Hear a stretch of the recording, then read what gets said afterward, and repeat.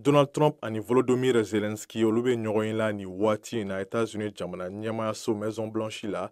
ni ye a siɲɛ fɔlɔ ye k'a fɔ ko ɲɛmaa fila ninnu olu bɛ lajɛ kɛ kabini Donald Trump ale ye fanga ta janvier kalo tile 20 tɛmɛnen nka yanni o cɛ tiɲɛ don k'a fɔ ko ɲɛmaa fila ninnu tun delila ka lajɛ kɛ Faransi o kɛra k'a sɔrɔ Faransi faaba alabato Notre Dame o dayɛlɛtɔ tun don nka o waati y'a sɔrɔ Donald Trump ale tun ma fanga ta ka sigi États-Unis jamana ɲɛmaaya la bi États-Unis ani Ukraine ɲɛmaa ka lajɛ sen fɛ o kan ka o bolonɔ bila bɛnkan na mun bɛ États-Unis yamaruya ka se ka Ukraine ka dugu jukɔrɔ nafolo ani dugukolo nafamanba dɔw olu lasɔrɔ. Donald Trump ka fɔla o ye cogoya ye Washington bolo waasa a ye musaka minnu bɔ ani ka maramafɛn mun di Ukraine ma ka se ka olu musakaw mɔnɔbɔ ka fara o bɛnkan bolonɔ bila kan ni lajɛ nafa ka bon kosɛbɛ Ukraine bolo sabula Volodymyr Zelensky ale jigi b'a kan ka fɔ ko ale bɛna se ka layidu sɔrɔ a ka jamana ka lakanako ta fan fɛ ka bɔ États-Unis yɔrɔ.